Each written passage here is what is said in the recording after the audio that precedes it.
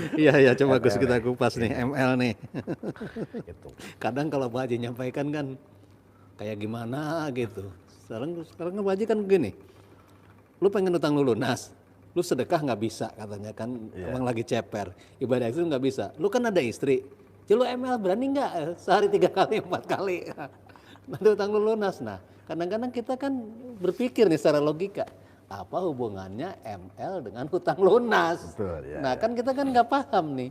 Nah ternyata kan kalau kita kupas secara mendalam itu ternyata itu sekali gitu maknanya apa yang Pak Haji ucapkan itu memang ada dasarnya. Coba Gus kita Kupas ya, bongkar nih apa nih sebetulnya Pak Haji itu apa sih yang ininya betul. rahasia di Pak Haji bilang begitu. Ya, ya. Yuk Jadi silakan. begini, Bro. Gitu. Pertama saya ML pahalanya luar biasa itu. Mengambil dari sebuah hadis. Rasulullah SAW bersabda, rok'atani minal mutajawiz khairum bisab'ina rok'atan minal ajab.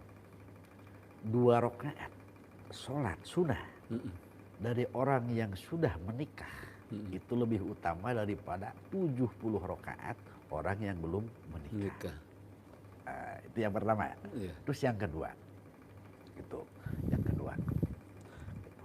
Di dalam Al-Quran Allah hanya berfirman, gitu. Nisa ukum harsul lakum paktu harsakum annasitum. Gitu. Perumpamaan istri-istri kamu sekalian itu harsulakum ibarat sawah ladang. Sawah. Iya. Kalau sawah ingin membuahkan hasil, mungkin harus dicangkul, ditanam, Iya. nantinya akan membuahkan Hasil. padi atau apa saja buah-buahan.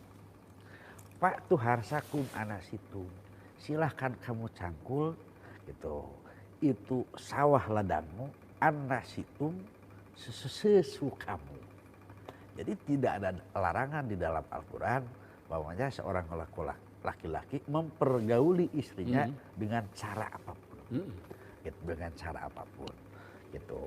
Mungkin kalau istilah saya pernah lihat YouTube-nya siapa tuh yang orang bangga itu yang pakai jurus ini jurus itu lah, saya kurang tahu kalau masalah jurus gitu. Nah itu, jadi sebetulnya begitu saya pertama tadi sadarnya hadis rokaat tadi, yang kedua Al-Quran, nisa hukum. Saya pelajari beberapa tafsir, tafsir Jalalain, tafsir Murugi, tafsir Ibnu Katsir. Saya punya, mungkin orang lain jarang juga yang punya. Tafsir Jailani, karya Tuan Syabul Qadir Jailani. Saya dapatnya dari Irak, Baghdad. Gitu. Tafsir Jailani itu 6 jilid. Itu kalau saya ibaratkan tafsir rasa kali itu. Kalau kebanyakan yang itu kan tafsir ilmu. Kalau ini tafsir rasa. Tafsir rasa. Tafsir rasa. Sangat mendalam. Iya, 6 jilid saya ada di rumah kitabnya. Nah, jadi begini. ML itu begitu Pak Haji sering memberikan solusi. Sebetulnya itu solusi. Buat orang yang tidak mampu ibadah ekstrim, sedekah ekstrim, tapi dia punya suami istri. Pak Haji sering kasih solusinya. Kamu ML saja. Awal juga saya bengong. Masa orang punya hajat atau punya masalah harus ML. ML itu kan berarti merealisasikan kebahagiaan lah. Betul. Atau rasa kasih sayang seorang suami terhadap istrinya atau istri kepada suaminya. Tapi ML dipakai solusi. Begitu saya Pak Haji itu pertama saya buka kitab hadis Arba'in. Di dalam hadis yang ke-25 Rasulullah bersabda wapi bud'i ahadikum sodakotan. Ternyata di alat kelamin istri-istri kamu sekalian itu sebetulnya budi ahadikum itu kan pakai kap mim. Sebetulnya itu untuk laki-laki bahkan bisa untuk perempuan juga. Karena budi dipakai alat kelamin perempuan bisa, tapi kalau di dalam itu pakai wapi budi ahadikum sodakotan. Ternyata di alat kelamin kamu sekalian itu ada nilai sedekah. Akhirnya para sahabat bertanya, ya Rasulullah, ayati ahadu sahwatahu, gitu, alahu biha ajrun. Ya Rasulullah, seandainya salah satu dari kami sekalian, gitu, itu kan syahwatnya. Nah, namanya bukan melaksanakan apa ya, gitu. Mempergauli istrinya lah taruh gitu. Apiha ajrun, apakah mendapatkan pahala? Itu sahabat bertanya ya seperti itu. Ketika Rasul ditanya seperti itu, Rasul bukan menjawab tapi bertanya lagi. Gitu. Lau ya'ti ahadukum sahwatahu wapiha wijrun. Wapiha harumun apiha wijrun. Seandainya salah satu dari kamu sekalian mendatangi syahwatnya atau ML dengan bukan muhrim, apakah dapat dosa? Kata Rasul. Itu kan balik pertanyaan. Ditanya tapi balik nanya. Akhirnya para sahabat bengong. Langsung Rasul menjawab, wa kadzalika idza wadu'a fil halal kana lahu ajrun. Dan seperti orang dapat dosa ketika ML dengan bukan muhrim, maka ketika ML dengan yang halal atau muhrim dapat pahala. Bahasa dapat pahala itu saya masih penasaran. Akhirnya saya beli satu kitab. Namanya kitab Qurratul Uyun. Ternyata di kitab Qurratul Uyun itu banyak padilah ML itu.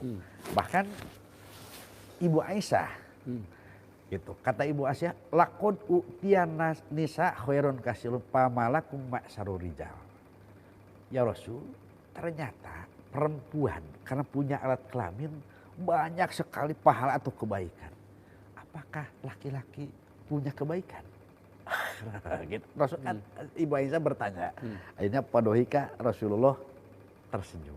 Nah, akhirnya Rasulullah mengeluarkan sebuah hadisnya gitu. Kata Rasul, ma min rajulin akhoda biyadi zaujatihi yurobiduha ila kataballahu lahu khomsa hasanati. Tidak ada salah satu laki-laki ketika memegang tangan istrinya gitu, ila kataballahu lahu khomsa hasanatin, kecuali dia mendapat 5 pahala atau kebaikan. Baru meraba tangan. Baru meraba tangan ya. Gitu. Baru meraba tangan. Baru meraba tangan saya sudah dapat 5 pahala. Gitu.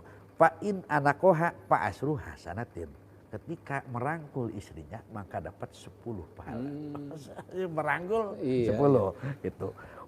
Fa'in qobulaha fa'isrina hasanatan. Ketika mencium istrinya maka dapat 20 pahala. Gitu. Bahkan di hadis yang lain itu dikasih 5 pahala, dilebur 5 dosa, diangkat 5 derajat dan seterusnya.